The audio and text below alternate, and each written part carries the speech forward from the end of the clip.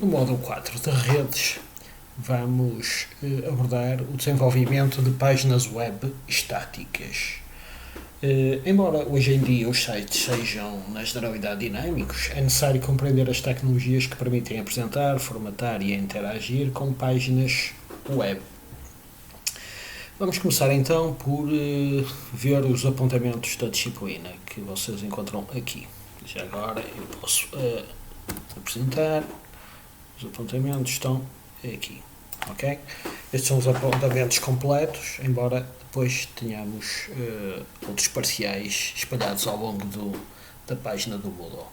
Vamos entrar então aqui nos apontamentos e analisar um pouco os conteúdos base. O desenvolvimento de páginas web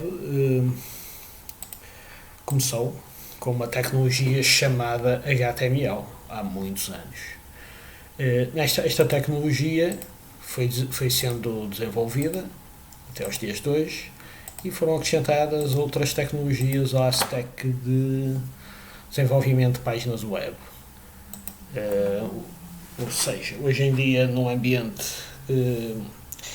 cloud, não é?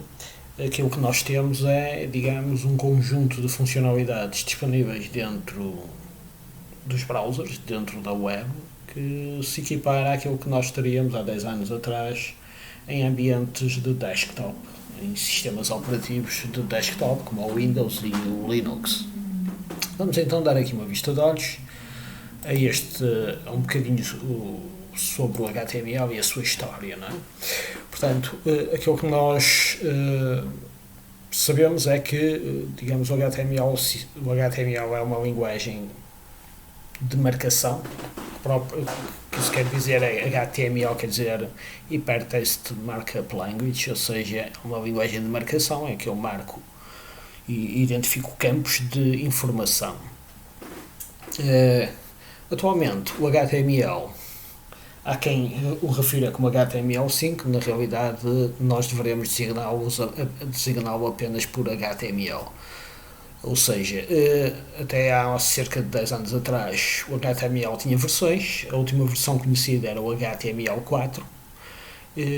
Esse HTML4 tinha as suas limitações e o rápido desenvolvimento da internet e da disponibilização de serviços na internet fez com que algumas empresas, nomeadamente a Google e a Apple, se juntassem para dar origem digamos, a um projeto novo. Já agora, quem é responsável por gerir este standard, que é o HTML, é a W3C. A W3C é então a organização responsável pela gestão do HTML. Acontece que há cerca de 10 anos atrás, ou até mais ainda, aquilo que aconteceu foi que esta organização estava a trabalhar no XHTML.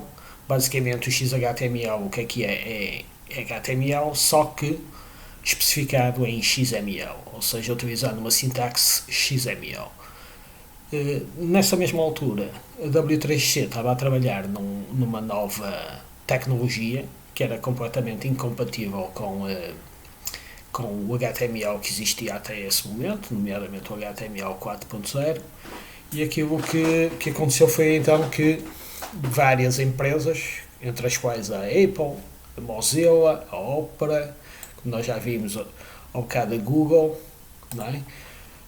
Criaram uma organização chamada WHATWG, ok? Que se separaram basicamente da W3C, apesar de ser uma instituição a nível mundial. Eles decidiram que não iriam trabalhar mais com a W3C e que passariam eles a trabalhar com o HTML e a dar seguimento ao HTML que existia.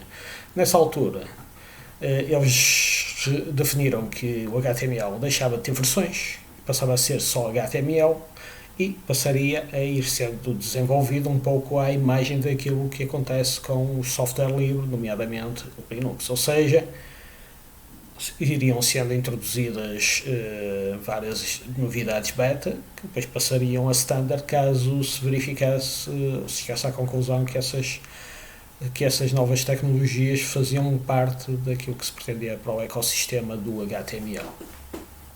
Pronto. Entretanto, a W3C chegou à conclusão que não era boa ideia continuar com o tipo de percurso que estavam a ter, até porque basicamente as empresas todas abandonaram, digamos, as especificações que estavam a ser desenvolvidas pela W3C, nomeadamente a nível do Web Forms 2, o Web Apps, embora isto depois tenha sido incluído no próprio HTML. Mas basicamente aquilo que estava a acontecer é que o XHTML 2.0, que era uma tecnologia totalmente nova, incompatível com as versões anteriores do HTML, punha em causa todo o trabalho que as empresas tinham feito antes e todos os produtos que os clientes dessas empresas tinham. Portanto, esta necessidade fez com que este projeto nascesse, projeto este que é identificado por Web Hypertext Application Technology Working Group, acabando depois, entretanto, a W3C por abandonar a especificação 2.0, dedicando-se àquilo que muita gente designa por HTML5, mas que não é nada mais nada menos do que HTML. Hoje em dia não há versões e, portanto, devemos sempre referir tudo como HTML. Ora bem, o que é que nós precisamos de saber para desenvolvermos páginas web corretas, fáceis de manter e que fiquem baratas ao cliente, fiquem baratas a quem a produz e que sejam eficientes em termos de funcionamento? Para desenvolvermos essas páginas dentro deste tipo de contexto, temos que nos lembrar de um conceito que é o SEO, ou seja, Search Engine Optimization. Vamos voltar aqui, temos aqui um link, SEO, que é o conceito associado, importantíssimo nas páginas web desenvolvidas, que é o Search Engine Optimization. E o que é isto? Basicamente, o SEO corresponde a as páginas serem desenvolvidas respeitando determinadas regras, de modo a que sejam o máximo possível visíveis na internet. Ou seja, um cliente vai-me contratar, ou vai contratar um técnico que desenvolve páginas, se as páginas que esse desenvolvedor cria, se essas páginas forem visíveis na internet. Na realidade, a internet funciona através de search engines, nomeadamente como o Google, não é? Portanto, são sistemas de indexação que permitem registar todas as páginas que existem a nível dos servidores do mundo, não é?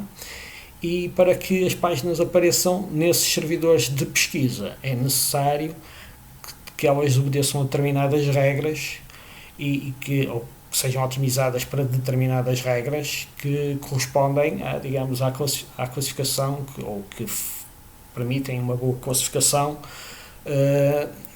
atribuída por quem gere, digamos, os search engines, como a Google, não é? A Google tem os seus próprios algoritmos esses que classificam as páginas e que assim vão, digamos, que criar uma lista ordenada das melhores páginas quando eu procuro sobre determinado assunto. Este é um dos pontos. Ao longo do nosso módulo vamos chamar a atenção para alguns pormenorzitos em que nós devemos respeitar para que as nossas páginas tenham um bom comportamento dentro deste ambiente de Search Engine, mas também vamos ver outro das problemáticas, que é as chamadas camadas da web, ou as chamadas 3 camadas da web, que poderemos consultar aqui nos apontamentos. Vamos dar aqui então uma vista de olhos. As 3 camadas da web são basicamente os conteúdos, a apresentação e o comportamento. Cada uma destas camadas correspondem tecnologias, ou seja, o HTML é criado especificamente para conteúdos, ou seja, eu utilizo para apresentar nas minhas páginas conteúdos, eu vou usar HTML. A parte da apresentação, ou seja, o aspecto gráfico, não é? O layout e o aspecto gráfico da página, vamos utilizar uma ferramenta chamada CSS. E a parte de interatividade, ou seja, de efeitos ou tudo que tenha a ver com a interatividade, quando eu faço um clique obtenho imediatamente uma resposta, pode ter a ver com JavaScript, ok? Ou frameworks de JavaScript. Para já, ficamos por aqui, ficamos com o conceito de cell e os conceitos de camadas da web. A partir deste momento para a frente, vamos começar por explorar a camada de conteúdos, mais concretamente o HTML, não esquecendo o conceito de Search Engine Optimization. Vamos depois passar para a parte da apresentação para darmos um aspecto melhor ao nosso site.